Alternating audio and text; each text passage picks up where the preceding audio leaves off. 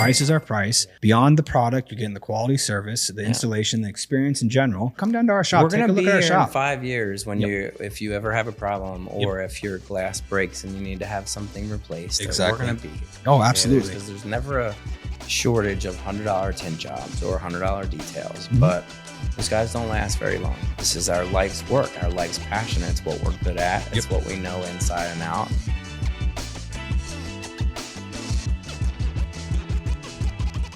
What's up, everybody? Welcome to the Born to Tint podcast with the Miller Brothers. Today, I'm flying solo. I'm sitting down with Justin from Detailers of Las Vegas. We have a real in-depth conversation about business practices, how he came to Vegas. Check it out. We have 6,000.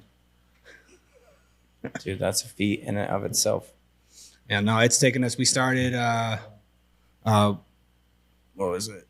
It's been about a year and a couple months. We had like 1,000 to begin with. And then as we started doing this and getting to the point of being more consistent with social media and start taking that approach, and we're up to 6,000 now. So It's like, it just keeps doing what it's doing. Which I got corrected yesterday. I was like, oh, we're like 5,000. And instantly my brother and Jordan chimed in. No, 6,000. I'm like, nice.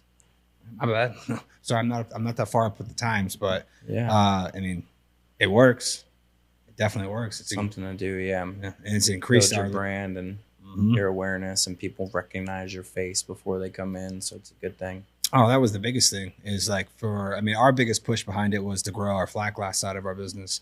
I mean, I still want to grow the auto side. Yeah, but like the awareness of flat glass is that a lot of people don't know you can even do it. So it was a lot of our first videos just talking about what you can and can't do. And my brother, because he does all the sales calls, when he went out, he's like, it's more often than not now. They're like, no, we only called you because I didn't know we can do it until I saw your videos. I saw a couple of the videos. Yeah, and same here, man. I mean, I'm not a tinter by any means, you know, but I've realized that you can't put certain tint on certain glass. And, you know, I didn't know that. I mean, thankfully, I'm not out there slinging $100 tint jobs either, but you know, if I were to tint my own windows, I have a big bay window in the front, you know, you'd be the first person I'd call to kind of give me an idea on what. See if I guess this right. I mean, because I've looked at your Instagram. I've seen your videos. I'm assuming you're on Sunset Road. Yeah, you stay at the airport. I was looking through all your videos. And I'm looking at when you do the one pan across, the one view where all of a sudden you see the airport, and I saw the Strat in the back. I was like, where is this? I was trying to think about where it is. I'm like, that's on Sunset Road. Yeah, Sunset and Spencer. Yeah, there's like a Chevron just right in front of me. The building has like 4 big glass bubbles in the front. Like, you'll drive by it and be like, oh, I know that building. But that was the first thing I saw. I saw one reel or post where I saw like the front side. I'm like, damn, that does look familiar as hell. Yeah. And then as soon as you did that pan from the inside, there's a couple other ones I got like a glimpse, and then you did the one pan. Like Air Force One. Sitting over there. Yeah. That was one. Yeah. And I saw that. I was like, oh shit, that's right on Sunset Road. Yeah. It's pretty cool. It's great, man. I mean, it cost me $12,000 getting my pilot's license after watching these freaking airplanes flying all day, man. I'm like looking out the window like, oh, I'd rather be doing that. Yeah. So I ended up getting my pilot's license, which has been a pretty great feat, and you know, interested in transitioning kind of more into that and maybe making some money in the future doing something in aviation. I'm not sure what yet. I don't want to fly airliners, but you know. How is that journey? Like, what's the process of that? I mean, I've heard like little snippets of it. It's interesting, man. Like, I wanted to fly when I was a kid. I went to space camp. Well, it was like Aviation Challenge, a spin-off of space camp in 8th grade. And I ended up getting in a lot of trouble, like 9th, 10th, 11th, 12th. I ended up going away from the time I was 16 till my 19th birthday in a juvenile place. So didn't pursue flying then. Came home and just kind of got right to work, you know what I mean, doing life and stuff like that. And a couple years ago, I was like, you know, man, I moved into this shop. I'm like looking out the big glass windows, watching it. I'm like, I could do this. I know I can do this. So I did some research and found a flight club that was flying out of Henderson, which was like right down the street from my house, and went and met with a guy and did my introductory flight, which is just they take you up in a Cessna and, you know, they give you the controls for a second. Like, here, you know, you can't really do anything all the way up here. Yeah, I was hooked, man. I was like, all right, this is something I want to do. And stupid me, like took my 450 dirt bike to Dumont like a couple weeks later and broke my shoulder. So I was like, all right, gotta put the flying on hold and the riding on hold and focus on healing. But once I healed up in like August, I was flying like 3 or 4 hours a week. And it's expensive, man. You know, it's like $250 an hour when you like rent the plane and the instructor. So I was like, well, let's just see what it's like buying a plane, right? Yeah. What's the market like in buying a plane? And I came to find out that it's cheaper to buy the plane and hire an instructor to come train you in your airplane, because then you have either an airplane, once you're checked out in it to solo fly, you can fly it whenever you want. And two, you can sell it for pretty much what you bought it for when you're done training, if you know, decide to change to something else. So Yeah. so that's kind of been the journey, like bought and flipped a couple airplanes, and just trying to get in more into that aviation life. And it's great because being at the airport, you know, you people start asking questions. What do you do? Oh, I do PPF and wraps. Oh, I need my wing walks done. I need, you know, new letters, and you know, learning the FAA rules and laws and regulations and stuff is another, you know, whole thing in and of itself. Yeah. So Now, if you're gonna say, so all right, you got your plan, you can go do what you want. Can you just say, I'm going to fly here? Like, what's the process of that? yeah, man, pretty much. I mean, as long as there's not like a TFR, like when the president comes to town, like, you know, the day that he flies in typically, or the day that he flies out, they'll do a TFR over the area, which is a temporary flight restriction. And then you just have to file a flight plan that says like, hey, I'm going from here to here. And they'll keep an eye on you, you know what I mean? If you deviate, then Let you you know. might have an, you know, they'll warn you first on air traffic control, and then you may have an F-16 off your wing not too far after. I mean, they just don't play around when, you know, Super Bowl, like stuff Yeah. like that. And I try to, you know, when NASCAR was in town, and what was a big, when, uh, what is it? IndyCar, you know, the Oh, F1. When F1 came to town, there was just the skies were just packed with jets, you know, and my little airplane does 100 miles an hour, like downhill in the snow. You know what I mean? Yeah. Like, it's like, it's a lot, you know, and it clogs up the airspace. So I kind of like to just get out, and we have a little hangar area, a little hangar in a community, a flying community, Sandy Valley. Oh yeah, I understand about this. So they have a fly-in community called Sky Ranch, where we just have like a little hangar home and work on stuff out there. And it's cool because there's like, it's the wild, wild west. You can do whatever you want. It's you know, uncontrolled airspace. You can do pretty much whatever. That's crazy. But yeah, you can pretty much do what you want. I mean, I've flown it to Mexico. You have to file a flight plan if you're going to take it, you know, out of the country. But I've flown to Catalina and back, and That's awesome. yeah, man, it's pretty cool. It's you know, just something that like I always wanted to do and finally got to do it. And you know, it's just like, what's next though? You know, Yeah. it's like I don't want to stop and just settle, because it's like there's multi-engine and instrument rating, and then commercial where you can actually make money flying. You know, Yeah. and I mean, that's anything from towing a banner to giving tours over the Grand Canyon to, you know, aerial photography or crop dusting. You know, it's not just flying an airliner, you know. Yeah. Opens up a lot of possibilities, Mhm. a lot of opportunities, should I say? Yeah. Well, there's a lot of opportunities in aviation that people don't think about, right? Yeah. Like you think about someone going for their commercial pilot's license. It's like, oh, they want to fly an airliner. Well, no, they just, commercial just means that you can make money flying, you know. Private pilots can't charge to. Ah, okay, I got like, you. They can only charge legally up to 50% of the fuel bill for the trip.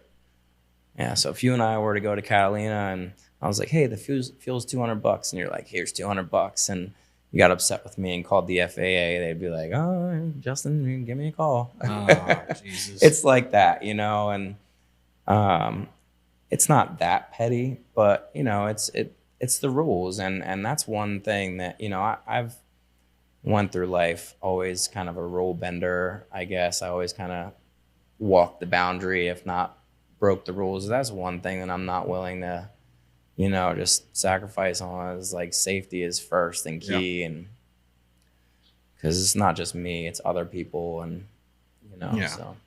So when did you start detailing? What got you into that? So, like I said, I was away from 16 to 19. When I was like 18 and a half, this was back in Pennsylvania. They put me in a body shop and I started, you know, just washing cars, cleaning them up, getting them ready for delivery.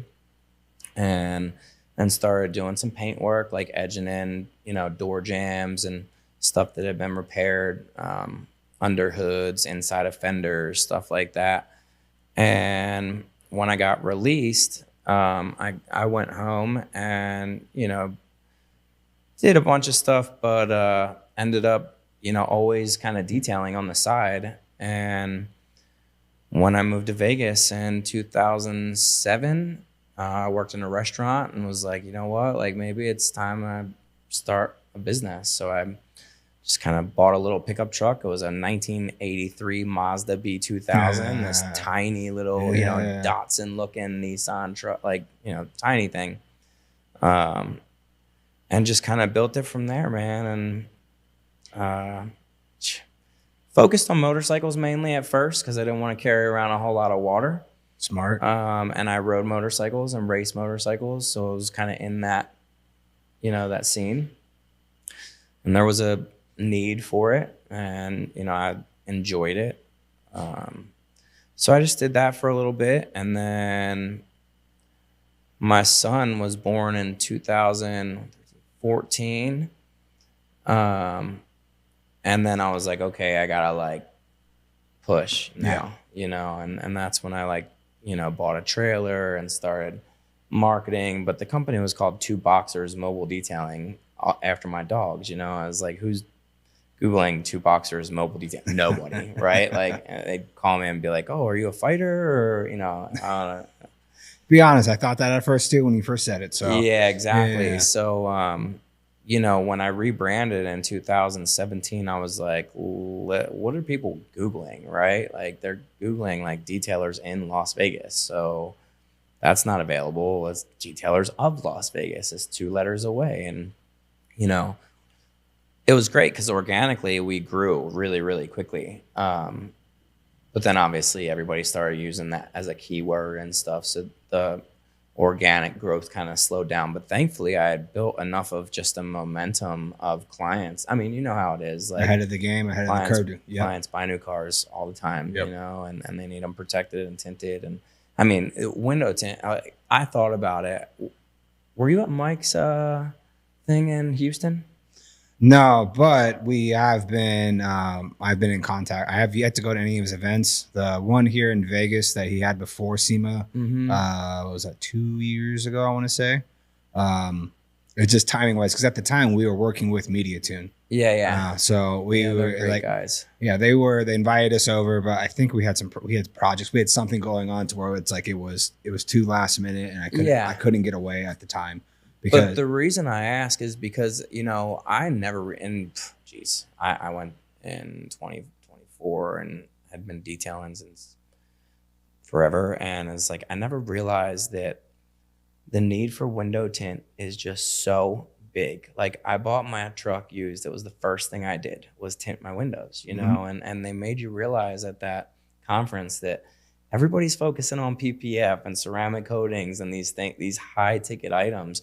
You can still make tint high ticket, but you also open yourself up to a broader market. And then when you're open to that market, you have the opportunity to slip in those other services. Like it's easier to get a detail off of a tint customer than a tint job off of a detail customer, you know? No, that's something where we have discussed it almost ad nauseum, adding that to our repertoire, which we already have. We brought a gentleman on, I think, I want to say 6-7 months ago. It's one of my installers in the back, where he had already been kind of working with PPF a bit, and he was working with his brother at another shop. And then just where he was working, at the time, they couldn't provide him enough hours. Right. So he was just looking for opportunity.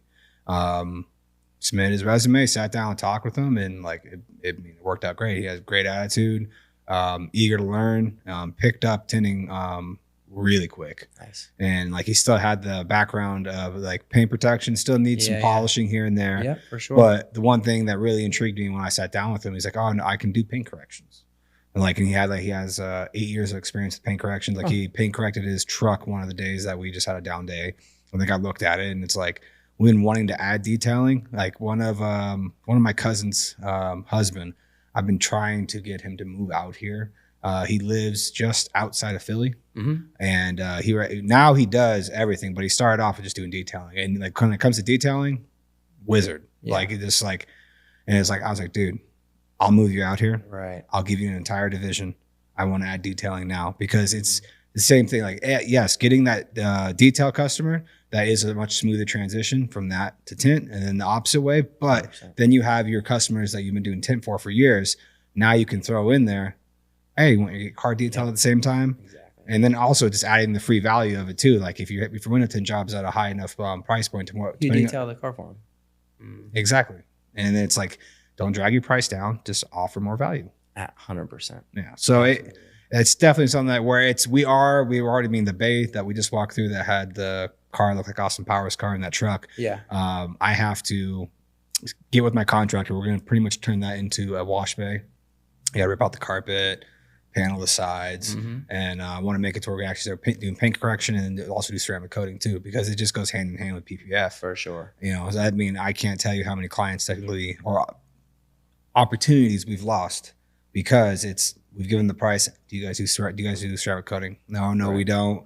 All right, no. Vice versa. Yeah, it's like, you know what, well, you know, we definitely want to get the tint done, but it's, you know, we're going to go over here because they do PPF and ceramic at the same time. It's like, I can't argue with you. I Jeez, completely man. understand. It's too bad you don't have a shop next door. I don't have a shop next door to me because I tell you, I've had nothing but problems bringing tinters into my shop, man. Just nothing but problems. And it's the one thing that I don't really upcharge enough to justify the headache. Yep. Right. And it's like, I know that if I bring in this car for PPF, I can do it. But you know, when this person buys a brand new Tesla and they want it dropped off and everything done, you know, it's like, man, I don't do tint. You know, I'm sorry, you're gonna have to drop your car off somewhere else for another day. Like, Yeah, it sucks, you Yeah. know, and that's, you know, we go through the same problem in opposite sides.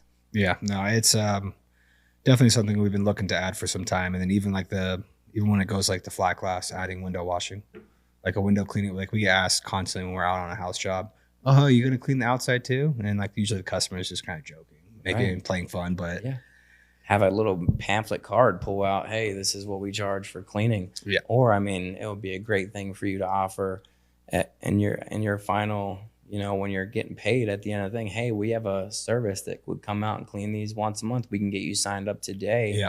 And just get them thrown in your system to, you know, get a reminder, hey, we're coming on Tuesday, and just ding the credit card. You know, I mean, I don't know what shop software you use, but TintWiz is the Okay. main CRM we use, but right now we just because of the growth that we've experienced in the past like year and a half or so, I wouldn't say we've outgrown TintWiz just because it being so optimized towards tinting and PPF, like having everything like preloaded in there, especially for house for giving estimates for house.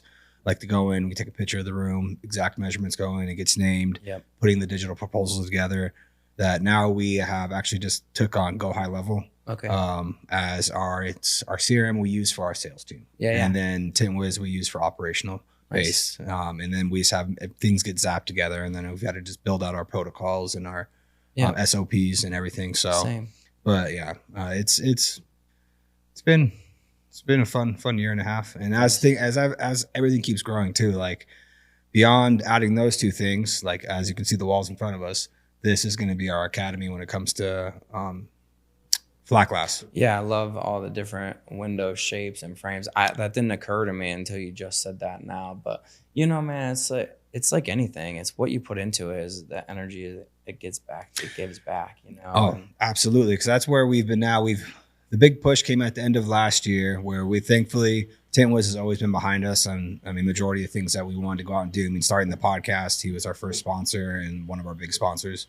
And then even with the Academy too, he jumped in with it. Like that's why main reason, if you look around the walls, it's TintWiz is literally Yeah. everywhere. Totally. And along with that, was Solar Guard also backed us too. We've had a really long standing relationship with them. Yeah, I like Nick from Solar Guard. He's a good guy. Yeah, no, And Mikey. I know I've known Mikey Malatesta since motorcycle days, like 08, 09, a long time ago. Oh yeah, we've been buying from Solar Guard since they were DTI in the 80s. Gotcha. So we've went through all the transitions, and like Nick, I've known Nick since I think he started working there in 07. So I mean, he's still my rep to this day now. We went back between him. We had him for a bit, but then we had Tracy McCaffrey he was in Arizona, and then he stepped away from Solar Guard just because his girls got to a certain point where he's like, yeah, I'm sick of leaving home for like the weekends and like the conferences. So he actually stepped into a commercial residential business and started running that. But like, Solar Guard's been really good to us. So I I made the pitch to Steve Shore, the head of the Americas. And like because at the time I was transitioning out of 3M. I was 3M Pro Shop. We were a pro shop for about 2 years. And then unfortunately, because of the disruption in distribution, Interwest being bought by the equity firm, and then with Fellers at the same time. So we're now Fellers and Interwest are pretty much the same company. Things just kind of fell apart in my eyes. Gotcha. I think it's just some miscommunications. It doesn't matter which side it was, but it's just kind of what they were offering me, like all the training and stuff, had all kind of fallen to the wayside.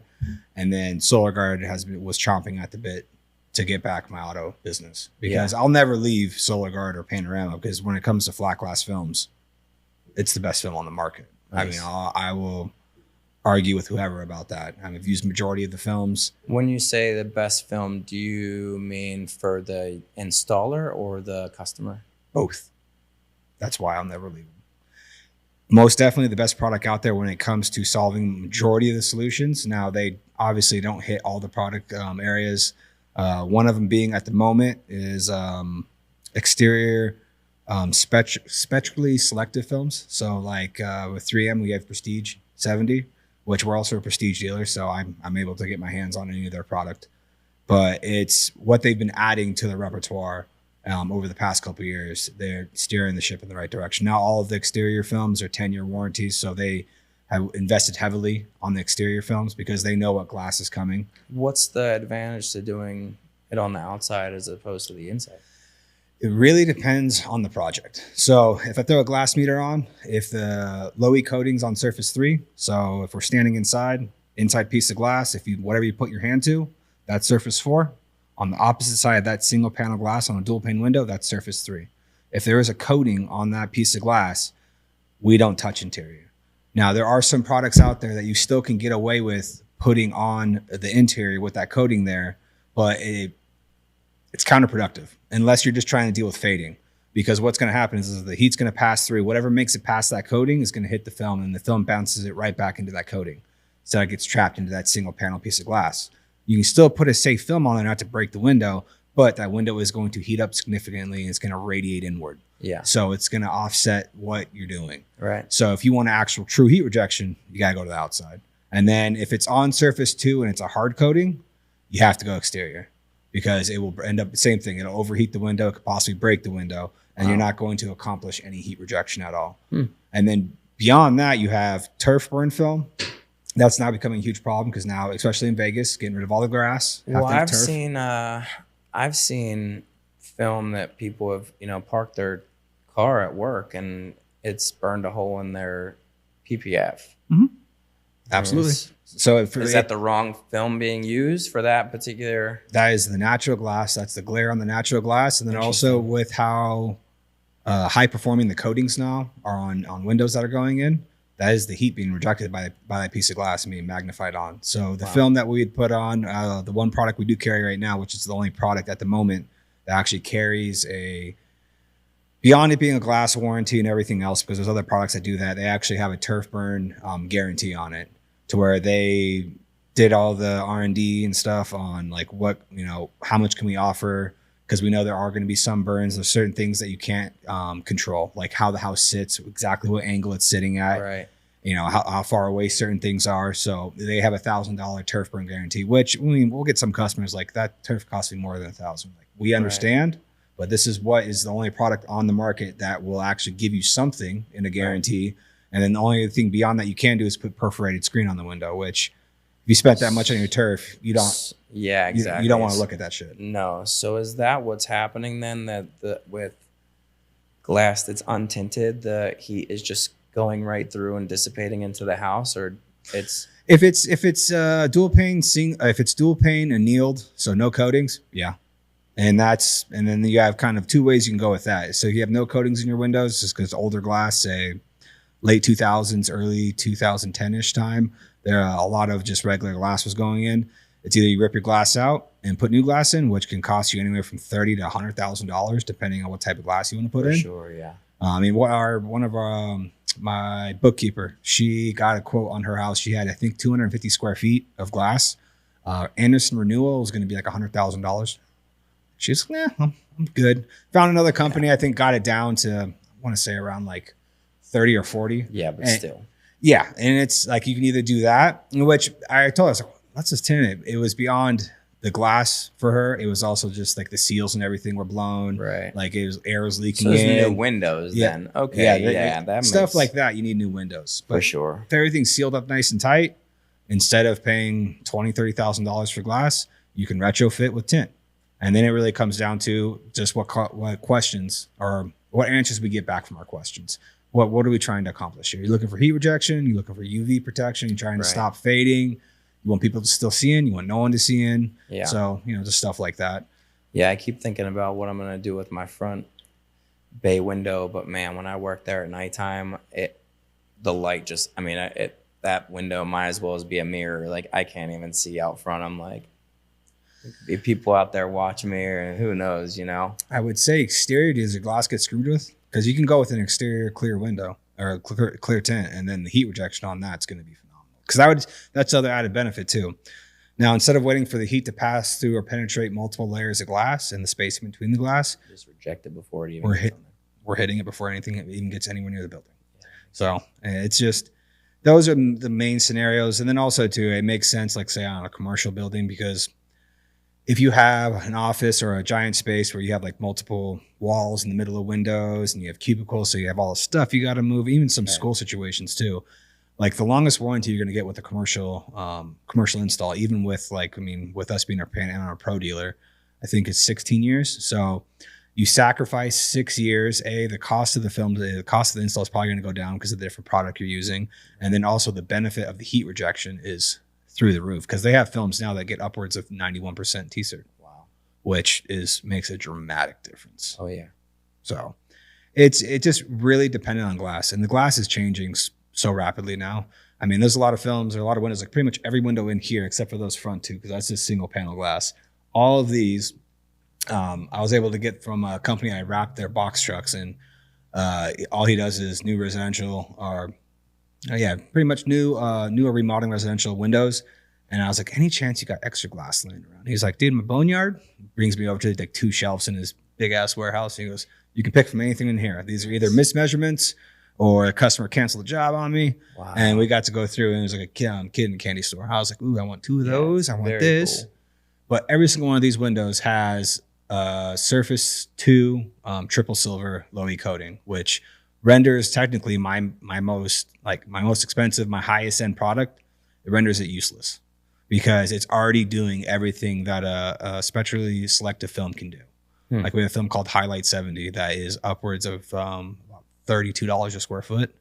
But for what it's created for is like, if you do have like single panel glass and you have a storefront, or it's annealed regular glass, you can reject up to 53% heat rejection, and you don't lose any visibility at all. Oh, nice. So it's a great performing product, but if I put that on those windows, all I'm doing is taking your money. Right. And I'm just being a con. And it's like, I understand what you're asking us of what you want us to do, but to add any heat rejection on that, you have to put a dual reflective metallized film on. You got to take visible light off this window, which I can still do with a non-reflective film. But again, it's just you spending more money when I have reflective films that are around the 40% in darkness that will still now add benefit to the window, but you don't have to pay double the price. So, well, I mean, it just goes without saying that when you do right by the customer, you gain their trust, and they Oh, tell their friends and their friends and their friends, and you end up building a reputation for yourself of being the guy that's not going to just take your money. He's going to point you in the right direction for what's best for your need. oh yeah, that's we try to follow that as best we can. I mean, I had literally had a client today where I had a project pushed in front of me where like, what should we do here? We tinted it in November. It was a house, and they have a 4x5 window that broke, and she just replaced it. And I was like, I wonder if she knew that we have the window has a warranty on it, and the manufacturer covers it. And like, one of the reasons why we buy into, because SolarGuard has their regular film, then you have Panorama dealers, which is technically you have to meet a certain caliber to sell that film. Okay. And then beyond that, you have the Panorama Pro dealers, which we actually buy into that program. I think there's about 80 of us in the country, and then we get access to the leads that get fed to SolarGuard and like special things here and there. But like, I'm also beyond the pro dealer. I'm a premier dealer where I actually I pay more per square foot just to up my warranties on my glass across the board to where I get paid, or customer gets paid $1,650 per pane, which should cover majority of windows in houses. Right. And like, it'd have to be an obscenely large window and really high in the air for it to kind of exceed that. And so And that like, would be just from it shattering from heat. either seal failure or a crack, which will be that's what scares a lot of people away, is that it's like, oh, that's going to void my warranty. It's like, yes, it's going to. But that's why we put the meter on the window, to know exactly what product we can put on there to where we're not overstressing the window and going to break it. And beyond that, the manufacturer knows that their product is going to do what they say it's going to do. They're going to cover your window. So you'll get either fogginess or you get a crack. And like, so I called her. At first, I looked at the project. She's just trying to get a price for us to go out and retint it for her. She's going to pay us. And I was like, I thought about it. And I was like, she's already did all that, but really, all it takes is one thing of all of a sudden her realizing that she had a warranty. And it's like, hey, why didn't you guys mention it to me? Right. And it's like, it hadn't been mentioned yet. So I got the contact information. I reached out to her. I was like, question, do you have pictures of it being broke? And she's like, I actually do. I was like, all right, perfect. I was like, I don't know if I can get this pushed through because usually I have to do all this beforehand before it gets replaced. But send me your receipt, send me pictures of the window, and I'm gonna call my manufacturer. It's because we've used them for so long. Usually Nick, I wouldn't say he'll get creative, but I mean, just, it won't be necessarily Nick, the sales team in general. They find a way to make sure that we're taken care of. And then also they find a way to make sure that their customer's taken care of, because let alone us being their customer, they know that our client is their customer too. So I called and talked to him and told him what happened. He goes, dude, just send everything in. Just let them know, like, hey, the customer didn't realize what was kind of going on, or they misunderstood what we said, and they'd already got it replaced. And, anything that can be done to be nice. Thankfully, though, which makes it really easy, she ended up sending me the picture, and it says, actually, the guy, these are new windows. The business that put them in replaced it for free. And I was like, shocked me, because usually when they see tint on a window, they wipe their hands clean of it and they say, oh, the tint was what caused that. Pass on the blame. Yeah. So I was like, all right. So now it just made my life a lot easier. All I got to do is submit just a regular claim just for tint and just send my guy out. And now she was already at a point of like, hey, I'll pay you to do this. And I'm like, yeah, you can, but you just did your project in November of last year. This is a brand new project. Like, there's no chance. Like, I was even telling my rep, like, you would hope that majority of the manufacturer would say, like, hey, no, take care of your customer. For sure. I haven't had any experiences with any manufacturers. I've heard horror stories from different manufacturers. I could tell you. Yeah, that it's just like, it makes sense for me to take care of my customer, like, no matter what, because I know it might not costing you guys a little bit, but we take care of her, and all she's got to do is go talk to her neighbors. Because I know her neighbor's house is just as big as hers are, and they have just as many windows, and that was a good sized project. So let's just do right, take care of her, and if she mentions us to one or two people, and we land one or two more jobs, it's paid for itself. Yeah, I had to learn that early on in like ceramic coating, that in ceramic coatings, the warranty falls on the installer. And you can market 5-year, 10-year lifetime coating. You could lather that thing up as many times as you want to, but if it fails, they're not gonna send an attorney or send you a check to redo it. It's like, this is what it is. And I had problems with a very large ceramic coating company, another shop. I had gotten in a car and there were high spots everywhere, and like film had been put over polishing compound, and it was bad. And you know, the customer's like, what do I do? And I'm like, dude, it needs to be redone. Like all this film needs stripped. Like the front bumper needs painted because it's cut up with a razor blade. Like there's a lot going on here. And I called my rep and they're like, yeah, you need to send them back to the original installer. And I'm looking at the guy and, you know, they're on speakerphone and he's like, I'm not going back to the original installer. And I'm like, he doesn't want to go back to the original installer. Like he asked for this coating because of the marketing that you guys put behind it. Like, what can we do? Nothing we can do. I'm like, oof. So of course, then the guy goes back to the shop and he's like, you know, Justin from Detailers of Las Vegas showed me this. Didn't mention he came to me and said, hey, this doesn't look right to me. What is your opinion? And I'm like, well, it's not right, you know, per se. I don't like picking other people's work apart because it's, you know, we all have, no job is perfect. Yeah, you know, and that's in us to finally understand and put our ego on the shelf and understand that like we see so much more than the customer will ever see. Yeah. You know, and I've kicked myself so many times for being like, yeah, I got everything out but this scratch. And they're like, I didn't even see that till you pointed that out. So I don't do that anymore. You know what I mean? Like, I'll hit customers with, if I see something in glass or I see an imperfection somewhere, I'll let them know. Like I'll call them and tell them like, hey, we're doing our pre-inspection. Yeah. Found this. We found this like, thing man, here. now I see it every time I look at it. I leave them the option, especially in houses. What you'll see in houses, you'll see fish eyes in the glass, and it'll be like a brand new house, or they'll be just out of their 1-year warranty where they know it's like, all right, it's going to be on them to replace, or it's an older home. I'll tell them like, all right, there is imperfection in this glass. It's called a fish. I'll describe it to them. I can point it out to you, but I'm telling you right now, as soon as I point it out to you, it is going to be what you see every time you walk in this room. I've had some customers go, no, show me. And I've had other customers go, nope, same. I'm good. Same. I was like, I just want to let you know there is something there. Yeah. And we're good. And like, no, I appreciate it. Do your thing. I was if like, you ever see it in the future, you see something, just know I told you about it, but I'm not going to point it out to you. Mm-hmm. Oh, yeah. Yeah, I mean, especially these cars, they're coming out with just defects left and right, man.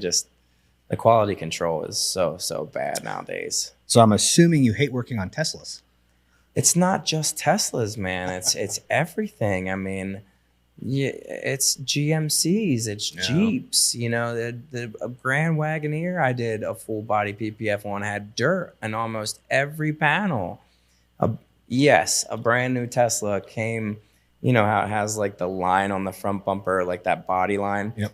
It's a red car, and there was like a black mark about 6 inches long where somebody must have like brushed up against it, and they cleared right over it. Like you can't even see it unless you kind of move around, and you're like, is that a shadow or a reflection, or is that? And you get close, and you can see that there's a scuff in the paint, and that they cleared right over it, and it's just like.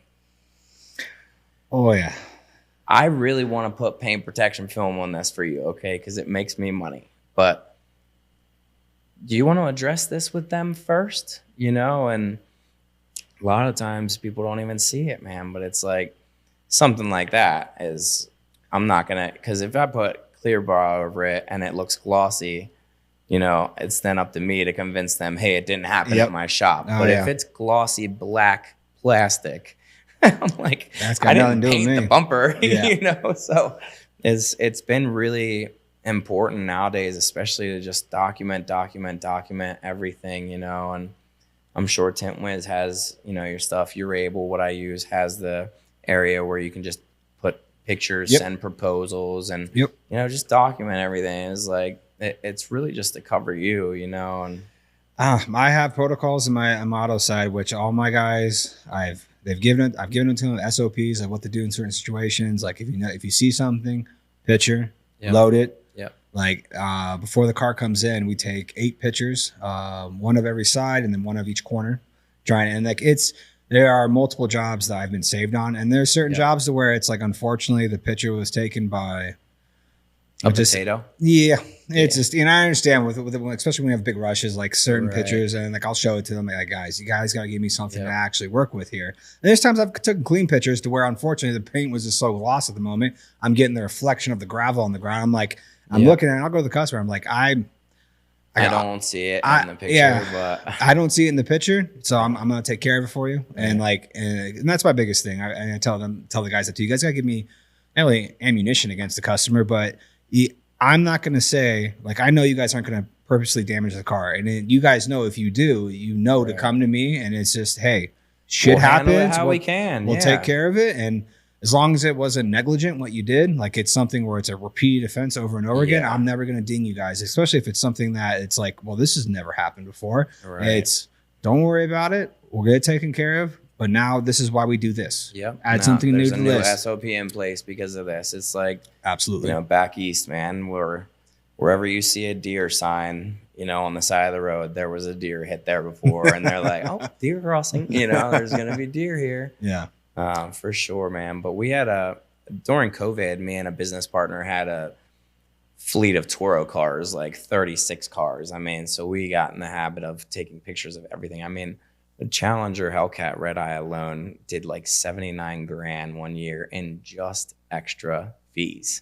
So not even the rentals. Like this is just like smoking fees, cleaning fees, fuel fees, putting tires on the car after people would do it. Yeah, I mean, you times that by 36, you know, we had cars getting flipped over on the strip and cars disappearing to Tijuana. And I mean, it was just one thing after another. And finally I was like, you know, the market had just gotten so saturated and it was like, this was fun while it lasted. Let's let it go, you know.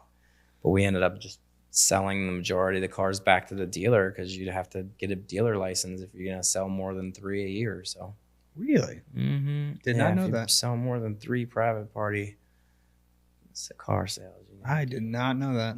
I know. Good old Clark County. You got to get paid, man. You get that dealer's license, you got to pay a $50,000 bond. So you got to take $50,000 down. Say, here, hold this just in case anything goes wrong with my dealership and I get sued. They're covered up to 50 grand. Yeah. It's pretty crazy. Yeah, they definitely do have. I say Clark County definitely has some. I mean, even like Henderson too. But one good thing about Henderson, we don't have to have, which I think this is the majority of parts when you're doing commercial work, at least commercial residential, you don't have to have a business license. Everyone always asks me, you guys don't have a license number on your car. I'm like, I don't have to have a contractor's license to sell tint. Like it's, and then even I know in certain states though, to go after certain big bids or big jobs, they do require you to have a GC to where it's like you make friends with somebody and you just, hey, I'm using your license. Yep. We're going to feed this through you. And this is the cut you're going to get. And majority of the time they're like, sounds good. Cause that's, you know, they did all that work to get that license for that sole reason. They subcontract everything out for the most part. Yeah. They have their guys. Have you ever looked into like any kind of government contracting? So all the government work out here we've worked at Nellis. We did an exterior job at Nellis, which was by far biggest waste of taxpayer dollars. I mean, we don't even have to talk about that. Yeah, absolutely.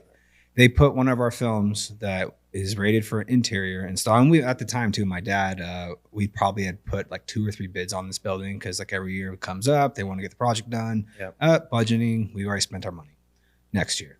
So it was one of the main buildings out at Nellis, and it has old purple tint on the inside, and they wanted to get it removed and replaced. We gave them a quote for that.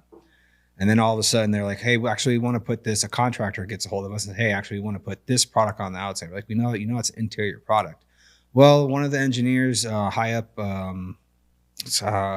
officer, I forget, but one of their internal engineers said, this is going to be the best possible thing for what we're looking to do. We're like, all right, but we told our manufacturer about it. And they were like, we are going to make sure they know this and put it in writing. Is when you walk off this job, there is no warranty. You want me to explain to you what really happened there? It gets better. All right. So the contractor gets a bid from us, and we are the only people that he can, especially because he made contact with us first. That's the whole point of the Panorama program is I have my territory. Gotcha. We control Las Vegas. Now there is another dealer guy. They opened it up, I think, sometime last year. They said, hey, we got to add someone else. We're trying to get more of the market share. I mean, my reply to that was, how much do I need to buy to make this not happen? I mean, I don't care about other shops, other competitions. I only focus on my business. For sure. But it's nice when you do control a product when it gets spec'd in and you're the only person in town. Right. You're guaranteed the job. Yep. So we give them a price, and it's like pretty much like a go. We got everything locked in with the dealer or with the manufacturer of like, because of how much we were buying. I forget. I think it was like, I want to say almost like 10,000 square feet of film. So it was a big chunk, and it was that highlight film. That film that's one of our most expensive films too. And had everything locked in. Then all of a sudden, like the guy kind of started ghosting us. We're like, all right, what's happening? My dad reached out to me. He's like, oh well, I actually have another panorama dealer on the other side of the country.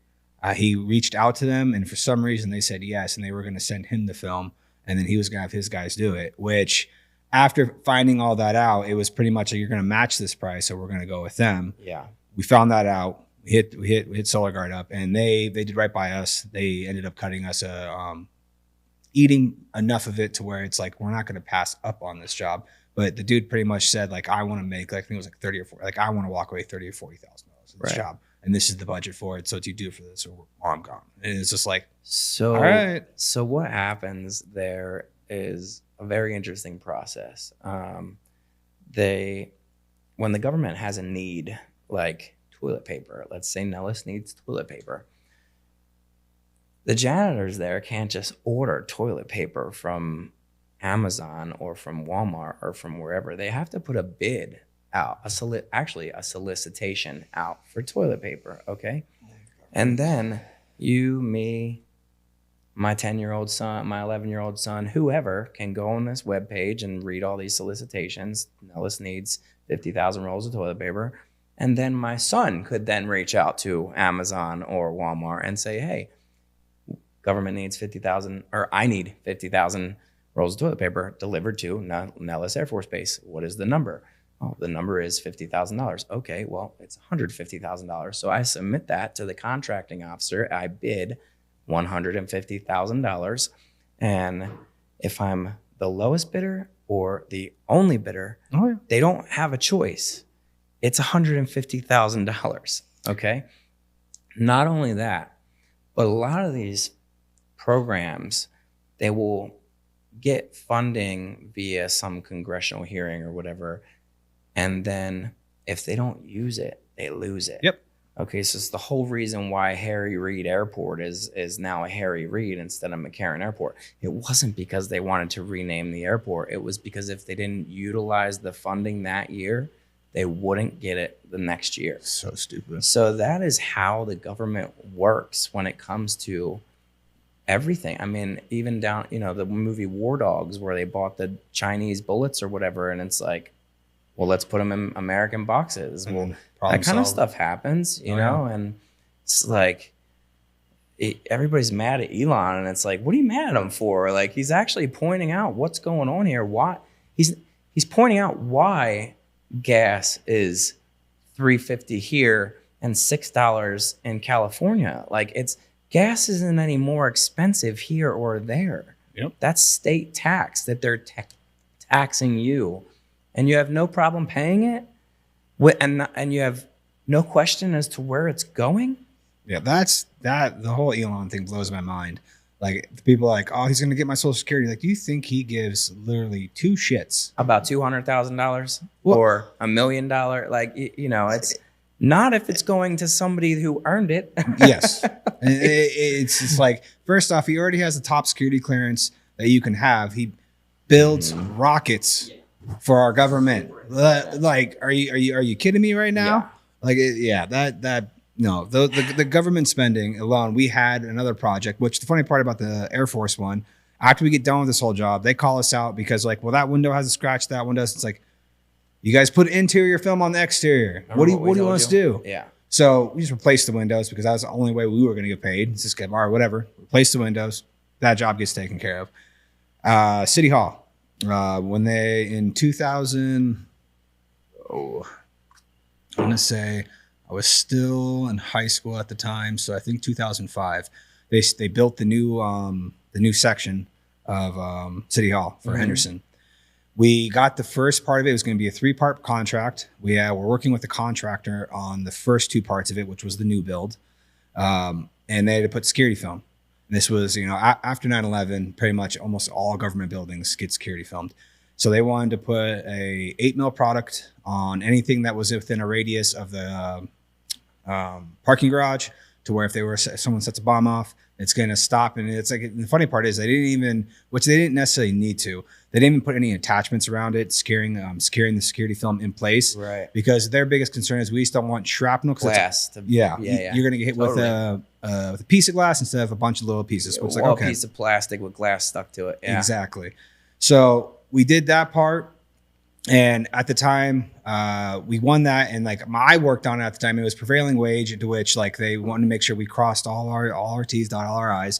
In which, I mean, I think I was 16. Yeah, I was 16 at the time. $40 an hour. Or I worked, I think 7 days. I got paid $2,000 in 2005. Yeah. So the second part of the job comes along. We go to submit the bid again, and then somehow we don't get it, and we know we're the lowest bid. Like, we had a feeling something was going on. So we knew some people that worked within City Hall, made some phone calls, and ended up finding out you guys did have the lowest bid and that we should have been awarded the contract, especially because that contractor was giving it off to somebody else.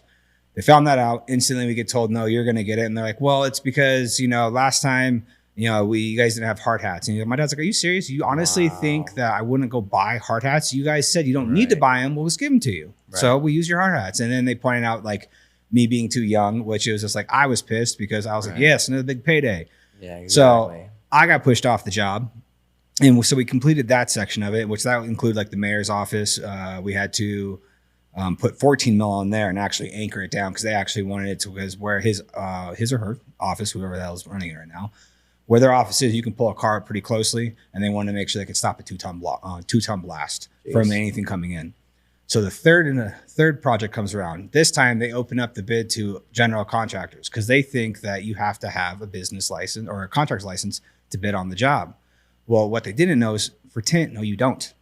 So what we were told is that in the bid, you can bid up to $249,999.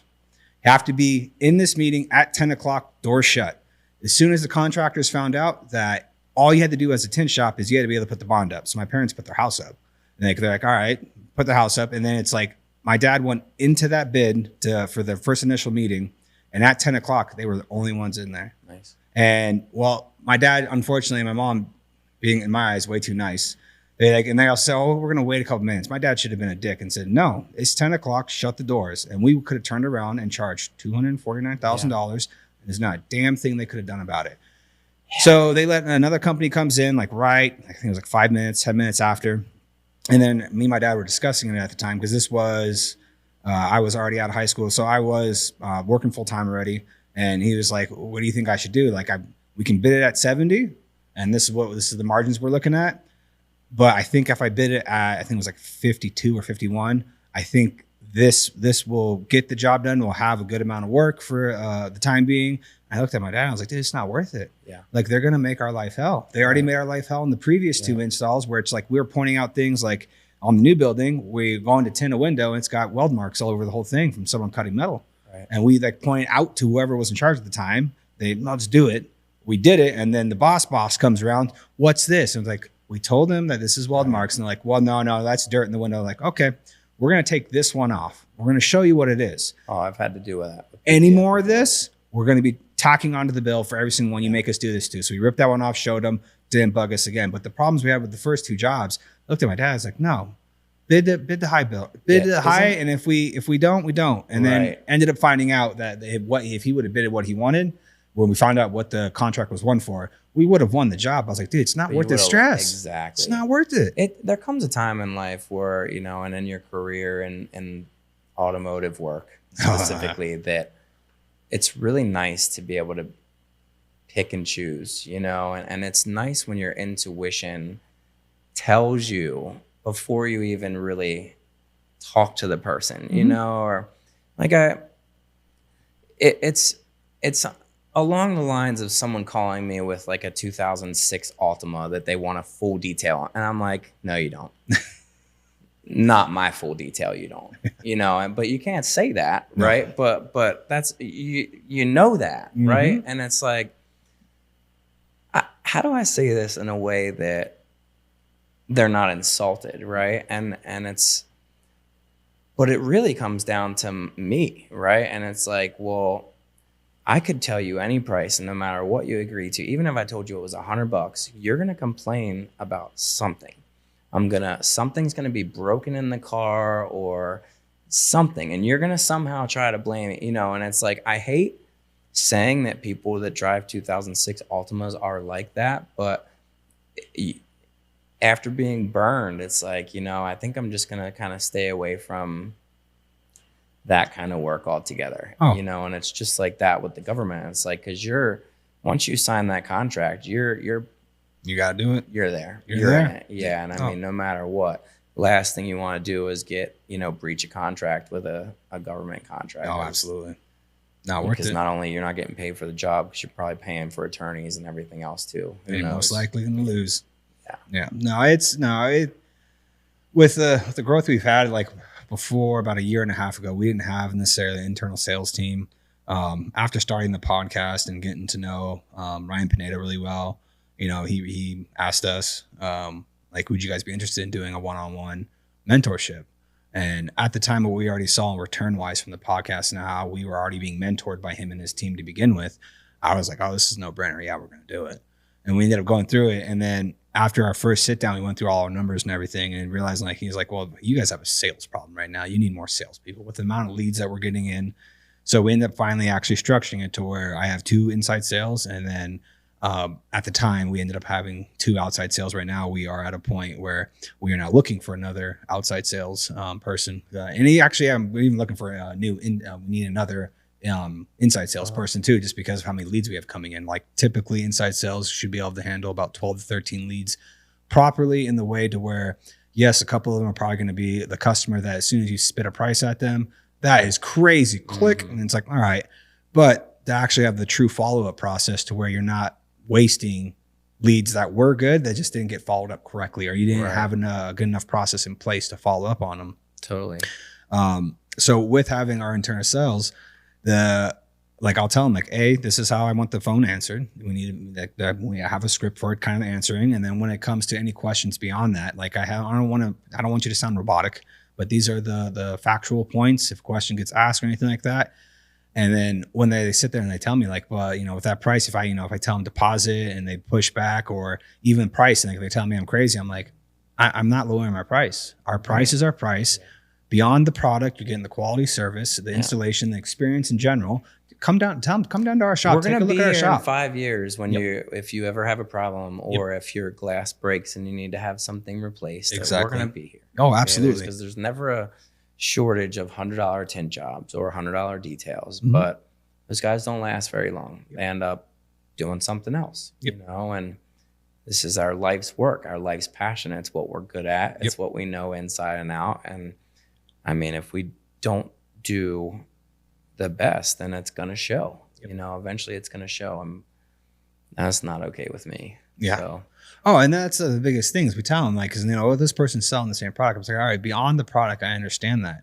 But when it comes to my installers, I make sure I pay my installers I want to take care of my installers because I want them to be able to live a nice, comfortable life, afford to go do things and stuff like that, to where they are they're excited to come to work. They're excited to put out the best quality work as possible to keep good people around. You got to take care of them. Yeah. I mean, I always if a client asks me, is that the best price you can give me? I'm like, well, I mean, I say one of 2 things. It's either, well, I'd like it to be a little bit more if that's all right with you, or I'll say, do you want me working on your car thinking that I'm not getting paid for this? Like, I'm swiping like I'm not getting paid.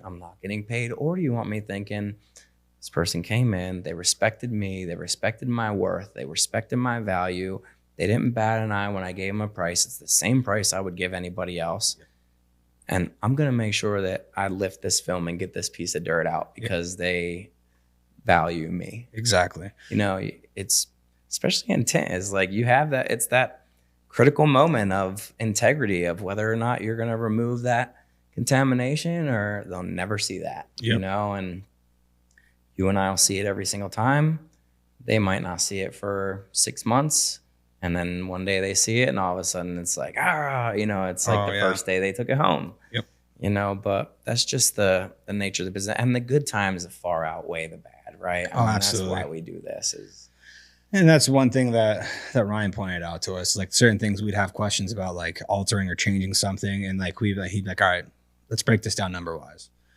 How many of your clients is that actually happening with? And by the time we get down to it, it's like 1% or less than 1%. He's like, Yep. do you know what I'm saying? And we're like, got it. All right, Yeah. don't worry about it. And it's like, okay. And that's what I had to tell my inside sales too. I was like, honestly, if they have that kind of reaction to the pricing or anything like that, it's not to say that I don't want them as a client, but obviously it's not the appropriate client for us. Right. And there's plenty of people out there where we are putting our worth out there, and we've built this brand about having the quality, the integrity to where, and also turnaround in time and stuff like that. Like, and it doesn't mean that we're not hungry or that newer guy that's starting out is more hungry.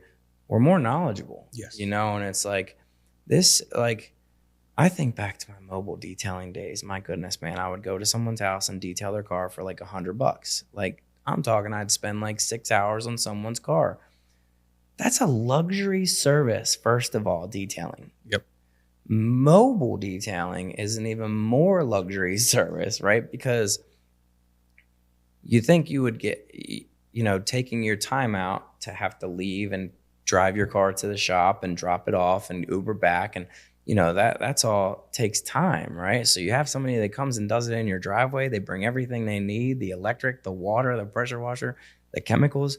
Who cares if they have a license or not, right? But it's like the young guy, or the not necessarily always young guys, just the guys that are just desperate. It's the desperation of having to put food on the table in any aspect possible, or any means, by any means possible, right? And that's where I just feel bad for them, because I'm like, you know, a lot of guys have come to me for mentorship and they're like, all right, look, I charge $50 now, but like, I just want to build up my clientele. And I'm like, dude, been there, done that. Guess what happens? 90% of your clientele is going to drop off. They're going to leave. Absolutely. So you can keep those 10 who will respect your 5 to 10% up, you know, increase.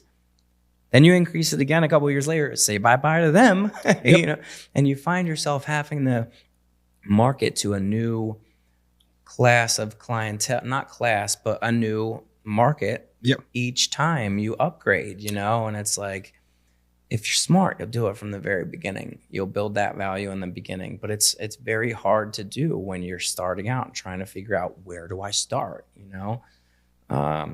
So I'm trying to put together a program, and I had thrown around the idea of putting together a podcast called Detention to Detailing. And it's basically, you know, I want to get kids and people that, you know, haven't had the best upbringing, that haven't had the guidance or the mentorship.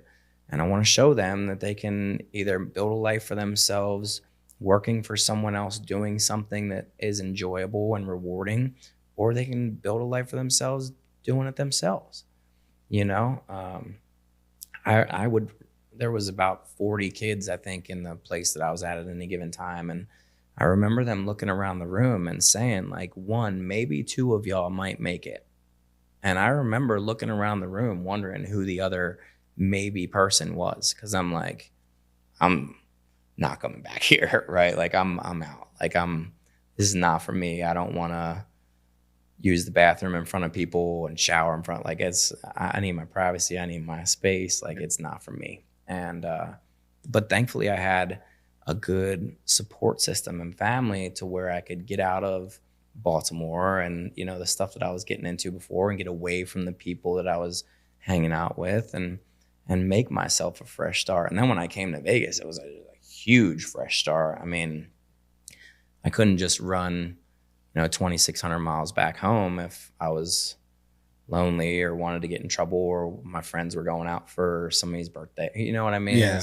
I didn't have the access to those things. But thankfully, I was away from the time I was 16 to 19, because I came home and the whole group of friends that I would hang out with, like the 10 of them, like they were all either, one was in prison for vehicular manslaughter, and the other 8 were like hooked on pills like Oxycontin and Percocet, and eventually became heroin and whatever else. And, you know, here I am 40 years old now, and, you know, they're all looking at me like, man, thank God you got away. I'm like, yeah, dude, seriously. Like, because I don't know what it would be like living the same life over and over. Like, I'm sitting here in my life, in my wildest dreams, and I'm still thinking about what's next. Like, what's to come. Like, I'm a pilot. I can go out and fly an airplane when I leave here, you know, if I want to. And it's like, but what's next? You know, like, well, I want to learn how to fly a helicopter. Like, you know, there's a lot of things I want to do.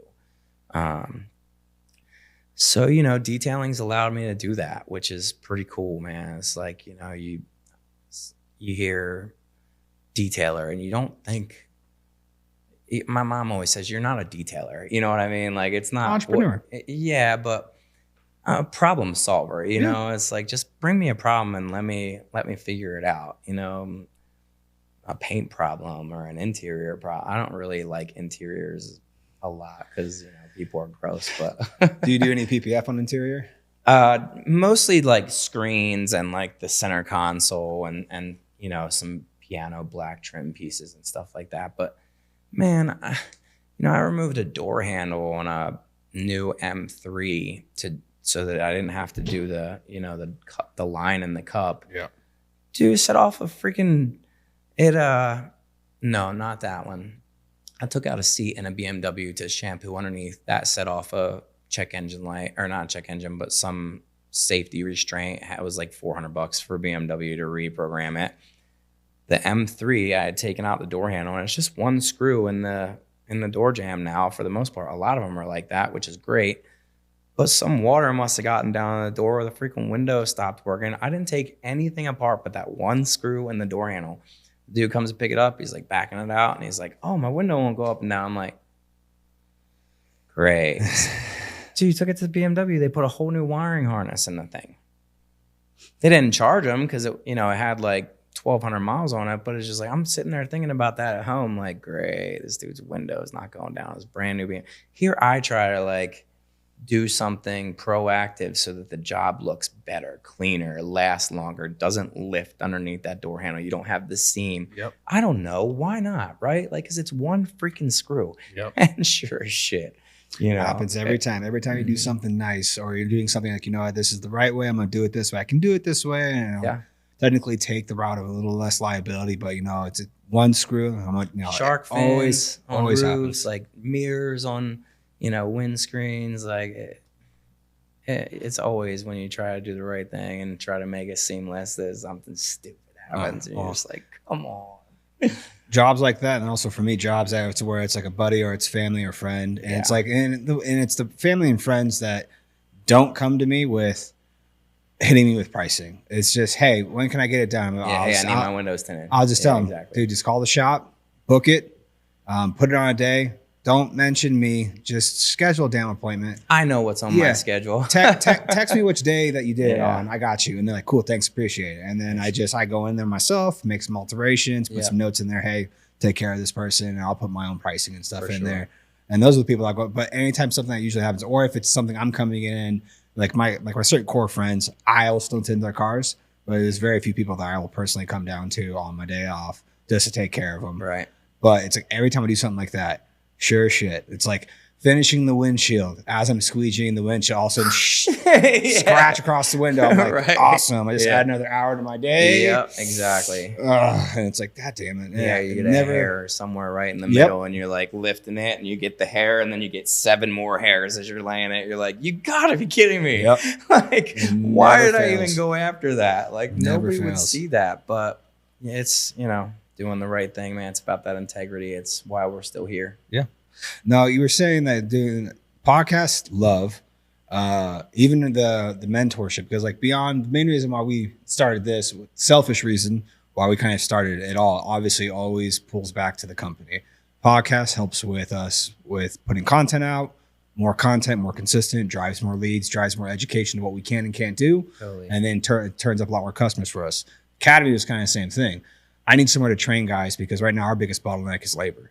And I've always put out, like, I will take someone in who says they are trained and they know what they're doing, but like the leash on that person is stupidly short. When you come in and if I have the sense of you thinking like you know everything and it's my way or the not gonna highway, work. yeah, I'm good. Already. Yeah, it's like Yeah, I'm I can out. tell you. I've taken in recently. We've taken a couple people like the gentleman over there in the auto bay, Joel. When he came in, he kind of had the PPF thing, and I kind of told him like, dude, I need an auto installer, and he's like, I've kind of dabbled in temp, but not really. And I was like, perfect. And his mentality, the biggest things I hire for now is attitude, mentality. Are you eager? Do you want to grow? Do you have the growth mindset? If you don't hit those markers, I don't care if you're one of the top installers in the goddamn country. Totally. I don't want you, because you're going to end up just being a cancer, and that shit spreads throughout a company like wildfire. Totally. So we have the academies, because the biggest thing I put out there is if you're looking for a career path that I can teach you a trade that will technically, after you learn it, take you anywhere in the world. There's film being installed everywhere. Subcontractors go through our entire country for big commercial jobs. Yeah, you don't got to stay here in Vegas. Nope. So it was selfishly for us to hire, so I can train. I have a training facility for myself. And then beyond that, to actually open the floodgates to other auto installers in the country that actually do want to learn flat glass. Right. And if you can tint a car, you can tint a house. Like, I can teach you the ins and outs of tinting a house without a doubt. Yeah, I can't imagine there's much shrinking involved in a house. Zero shrinking. Yeah. It's just knowing your panes, the proper steps of covering the seals, stuff like that. But I mean, it would be great to kind of team up on something like that. I mean, I would really love to get, some teenage kids that are away in a situation like I was, you know what I mean? And get them out of there for a little bit. And I was a criminal, you know what I mean? So it's going to be really hard for you guys to like get over on me. I'm going to be watching really close, and I'm working on putting this program together, man. So it'd be really nice to kind of offer tint training too. And I would absolutely. Where we want to evolve it to is we're getting it to the point of just transitioning auto installers to flat glass installers, and then beyond that, from the ground up, knowing nothing further than that, and then beyond that, go for, because there is another academy in California, California Tint Academy. Yeah, she's a Solar Guard. Yeah. Mm-hmm. So we've already been talking with her when we started doing this whole idea.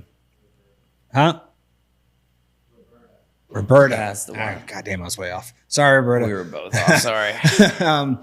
But she has already kind of paved the way, and we've already talked to her, and she said, you guys have any questions, let us know. That she is to where she goes to career day events in high schools. Yeah. And then she's even opened up to the fact of where now you can use VA money, or the hell is it called? Pretty much college money when you join the military, instead of going, like GI Bill. Thank you. Yep. So you can use that instead of going to college, you go to a technical institute where you can learn a trade. Dude, it is a trade, man. I mean, and you and I know both, like, trades are dying. Like, dude, in 20 years, like, there's not going to be masonists, like, or carpenters, like someone who kids that go after it now are going to kill. Yeah, I know. Absolutely kill. And that's the one thing I want to get. Like, I mean, like I said, my biggest choke point right now, which always in the summer, it always comes from almost any tent shop. The biggest choke point is labor. You don't have enough installers. Like, I mean, my auto side, we finally kind of got back up to a point. We brought in some new guys, trained some new guys, and we have a nice solid team over there. And I have a couple subcontractors that I use that can do PPF, that can do car wraps, to where it's like, I wasn't going to take the job in any way. I don't mind, what I do, taking care of my guys. And it's like, I have work for you. I feed you. Exactly. And you take care of my work and make sure it comes out the way I want, what I expect. Yeah. And even like for flat glass, the same thing. Like, I need to get at least probably about 2 to 3 more guys to create one more flat glass team. And then beyond that, I want to build a subcontracting network. I mean, we're pushing for, we already have a couple people lined up to where they're auto installers out here, and they've reached out to us and they're like, hey, I would, when's the academy going? I want to do it. And it's like, I've already talked to a couple of them and said, hey, how about this? How about I bring you in and I train you? Yeah. And it's going to be on agreement between the both of us to where, we'll have a little contract where it's like, I'm going to train you at no cost, but you're going to give me at least a year or two of guaranteed. Or you owe me for the training. Yeah. You give me some subcontract work to where I don't want to bring on too many people too quick, because I don't want to make my guys ever feel like all of a sudden something does slow down, because you never know what's happening with the economy. Now I got to let some guys go. I'm doing the same thing. And it's Like, Yeah. got to find that nice, happy medium point where I know my guys will be taken care of in the winter. If and when you slow down, because it's just that happens. Dude, the subcontractor thing is gold, bro. It's gold. You don't have to worry about like W-2 or, it's like, hey, I have this job. When can you come and do it? Yep. You know what I mean? And they're like, oh, I can do it on this day. Okay, great. Because I don't feel like polishing a car myself. I don't want to polish a car. I have no desire to do that. Yeah. But I have 6 guys on speed dial that do, and it's like, if they can get a car polished while I'm wrapping a car, and then that car is ready to come in when I'm done wrapping this one, this is flowing the way it should. Correct. And any, we started selling detailing products and spot free water. Do we sell? I think it's I can't remember the numbers. I want to say it's 7,500 gallons a day or something like that. It is a ton of water, bro. That's crazy. Ton of water, and it is spot free. Like, you could rinse a black car, leave it in the sun, the glass, the trim, the paint, spot free. It's like test at like 4 to 6 parts per million. And so dude, it just opened up a whole new echelon of help, because like these guys are filling up water. I'm like looking at their rig, like kind of checking them out, like trying to get doing your own vetting process. Trying to get a feel for them. And some of the guys, I'm like, hey, looking for any side work? Yeah, of course you are. Like, I got some side work for you, and it's in this shop. They're like, what? That side work? Is it working in here? Oh yeah, I'll come. Yeah, for sure. Oh yeah. And they're like so happy because they're not working out in a parking lot, running off a generator. They're in air conditioning and enjoying life, and it's a win-win. Oh, absolutely. But dude, I've lost my best friend in working together. It's just not a thing where I can have a solid working personal relationship with someone and a business relationship with them. I just cannot. It's very difficult because I expect this level of professional. We can do whatever we want after work, but you can't think that just because you're my friend or my family that I'm gonna let you do something that I wouldn't accept for myself or from another employee. Like, that's not, and that's always how it ends up going, Yep. Which is, we've been through our ups and downs. We've had family. I mean, right now so me and my sister and brother run it together. We kind of just converged on the right time. I stayed with the company the entire time. My brother was here, and then him and my dad, oil and water. Couldn't work together. My brother stepped away for a bit and then joined the military, served for 6 years. Nice. Made his way back to the States, worked for a manufacturer for a little bit, and was like, I can't do this, because it was in Dallas, Fort Worth. So it was like the driving. It was like driving 2 hours to a shop, to another shop. And he's just like, this isn't for me. We opened up a sister company down there. He worked there for a bit. And then after his situation changed to where he can move out here with his girls, my parents approached me like, hey, what do you think about bringing Josh back into the company? I'm like, yes.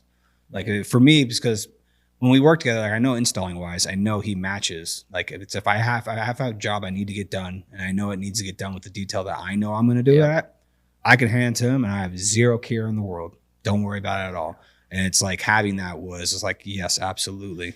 Especially when you're dealing with this material, because it's so freaking expensive nowadays. PPF and tint, that shit ain't cheap. And people think that like they're like $100 a roll or something. And it's well, you can, but hey, listen, like, you mess it up and you got to start over. It's not only just your time, but you mess up a hood, that's $125 piece of film that you're ripping off and throwing away. And like, I got to pull another $125. Exactly. And then I got to pull another couple hours. And then I got to depend that I'm going to do it right this time. So having someone that can do the one half of the car while you're even on bumper, especially on bumpers, right? Or stretching a hood into place. I mean, it's very difficult to do on your own, and especially very difficult to do on your own when you're trying to tell someone what to do, because you're thinking in your head what you need to do. And you're like, oh, pull that corner, stretch it towards that window there, and put your left hand 6 inches this way. It's like, come on, man. Oh yeah. So having that other set of hands that knows what they're doing is priceless. Oh, absolutely. Like, we got very lucky in the fact, like I said, we all three of us can work together really well. It makes decision making a lot. I mean, I would say a lot easier, but it's Takes like all the pressure off of one. well, and it's about when we use it like pretty much like a board of trustees. Yeah. Like my parents still have a vote in it. Like they're not working in the company anymore, but it's still right now we're on a kind of a yeah, so you can technically say like a weekly buyout to where Seller like, finance type yep, deal. Yep. When we're at, we already have all those dates set up. But as of right now, like they're still a part of it, and I still enjoy having them be a part of it because my dad and both my mom too, the experience they have in business, I don't have. Right. I have not. Yeah. I haven't been around long enough for that. Your team. Yeah, so it's like any of that stuff gets solved very easily. Like I kind of get political with it to where it's like if I know I want to do something within the company, it determines who I talk to first. For sure. And we go, I'm gonna go lock up one vote, and then all right, now let me go to the person I know is probably on the on the fringe, get them locked up, and then it's like okay, we're doing this, and then we get it done. But beyond that, we've gotten really lucky in the fact of my auto manager. He came to us. He was dating my sister in high school, and like my sister wanted him to, Dad, give him a job. And it was like I was like first was resistant to it. He's like, all right, I'm just letting you know now. If I bring him in and I train him, I'm not saying something's gonna happen. But if it does, he didn't go nowhere. Right. And then unfortunately that something did happen. And at that point too, it was like, he's not going nowhere, right? Because he'd already been working with us for like 9 years, and he was one of our lead installers in auto. Right. Me and him worked together amazingly. He's pretty much like a brother to me. I mean, Jordan, we've known each other since we were about 11 years old. The best man at my wedding. Started working with us about 16 years ago. Started off as pretty much graphics, and has evolved through graphics. Then he learned paint protection. And then when we started doing all this, he's like, I can do that, right? And I'm like, and it didn't dawn on me. And then then he like reminded me, like, this is what I went to college for. And I was like, that's right. Oh yeah. And it worked out perfectly because now I don't got to find someone to do all this. And he knows the nuances of our business. Yep. He's been in the industry for over a decade. Together. Yeah. Zaps it all together. Yeah. And then like my bookkeeper is my wife's cousin. And then like another one of our lead installers is Brendan's little brother that got brought into the company. Now we've gotten lucky with those situations, but we have had other family members in the past where like I've had a family member steal from us, and it's one of those things people like don't hire friends or family. I get it because I've definitely gone through the pains of it, and it sucks. It does, and that's the biggest thing for me is like, yes, business is business, and when we get off of business, that's completely different. If you can't separate it, then this isn't a good road to go down. Totally. Because that can absolutely happen. It sucks. Yeah. It just makes it easier when you don't know the person, to where if you have to go to their break, it's kind of like, all right, we're good. Yep. But it's like at the beginning of it though, you already know this person, and if you can make it work, or if it does end up working out, but just knowing where that clean break point is. For sure. But it absolutely can get messy, because we've had that situation too. One of my best friends did help out get us all kind of streamlined in our software system, like with all the, estimates and stuff. That's what he does. And he's like the one person that thankfully we were able to kind of part ways and still be like, we're good. Like we just weren't able to work together, but. No, it's definitely tough. So, it's, you live and learn, you move on, and then you look for the certain signs of things. And it's like, I don't think this is a good situation. For sure. But well, dude, I really appreciate you coming to sit down, dude. Yeah, I thoroughly enjoyed this conversation. Chat. Yeah, man. Definitely want to have you on again with my brother. I think that'd be another good conversation. We get even further into. I am definitely highly interested in collabing and doing that with you. Just let me know.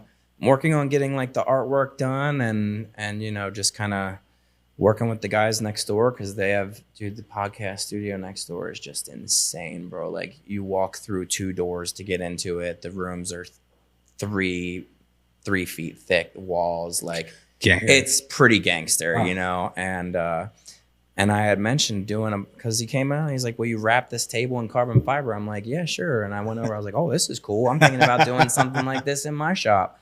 And you had originally kind of given me the idea. I'm like, man, this is kind of building a little bit of momentum. Like, this is great. And when I went over, he's like, dude, don't build anything. You can utilize our stuff, and we'll work it out, don't you? And I was like, well, okay, let me start working on it. So artwork and kind of a direction for my first few shows, but I'd like to have you on too, and just kind of discuss the Tint Academy and how we can work together with that. Absolutely. Would love to. Yeah, no, it's very nice having eventually, I know my brother's eyes, he would have, if we had the space, which we do, because we own the building in the back, we just have to technically rebuild it because it doesn't have a roof right now. Yeah. But when that does happen, we'll end up putting a probably a little bit bigger studio and also have it to where insulate. Because even like with this, right now it's set up like this because we're doing the podcast, and whenever we we start running the academy, this is all going to obviously have to be moved out of the way. Yeah. But being able to do it, having it close in location to where the business is, Right. was, I'm going to say a game changer, but it was a big help for us because we were thankfully using at the time. That was one of the things that got us into it. Is we teamed up with Pineda to where he was offering a program of like, hey, use my team, use my studio, in which there was a bunch of people that bought into the program that weren't in Vegas. But like my big thing is like, I know Pineda was in Vegas. I played ball against him growing up. Like I knew of him. I was already following him. And like I submitted all my sister's information because she's the one who vets all that stuff out. I was like, hey, check this out. Got a phone call and they were like, oh, so you guys can do it in remote. And we're like, actually, we're in Vegas. And they're like, well, perfect. He had an extra studio set up down in his where he's located. So we were doing everything there to begin with. And as soon as the opportunity came up for us to do the academy, and we knew we wanted to have something set up in here to where we can control the time. We don't have to be restricted to time slots and stuff like that. And it was just like, we went fully at it. And it's probably it was one of the greatest decisions we made. And it was at first definitely the hesitation because like sitting down and talking, it's like, because we got people come on, like, I'm nervous. I'm like, dude, we're just having a conversation. Yeah, it's just a conversation. Yeah. So, but no, whenever you get that going, dude, let us know. We're down. Well, thanks for having me, dude. Appreciate it. All right, guys. Thanks for following along. You know how this works. Subscribe, comment, DM. You got any questions? Just let us know. Thanks for tuning in.